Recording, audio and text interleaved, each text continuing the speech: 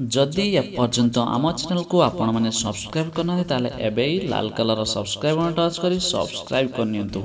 तो आपण मैंने देखिथिबे बहुत लोक मध्य हाथ में कचुआ मुदी जहाँकि कचिम मुदी कहती ताकू समस्ते पिंधुचंती हेले आपण मैंने जानिछंती कि नाही एहाकू काहेकि पिंधंती आज आमे देखिनेबा एही वीडियो रे।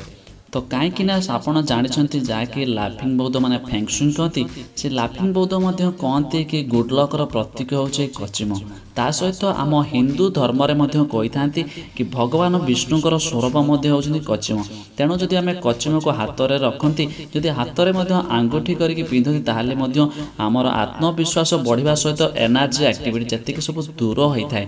तो से आपन को बहुत अलग अलग डिजाइन रे कचिम मुदी मिलूँ मार्केट रे आपन चाहे जो प्रकार आनिके पिंधि पारे ता सहित एमती मना जा कि यार आको पिंधा द्वारा आमर सब सुख होता है। एमती आर्थिक अवस्था देखा जदि कहवा जदि ताहले बहुत सारा धन में वर्षा होता है एमती बहुत पैसा आसे। ता सहित आपको पिंधा बेले आपण तार जो कचिमर मुंड जो था शरीर भितर को माने आम पटे को मुंड रहा दरकार एमती बाहर पटक नुहे।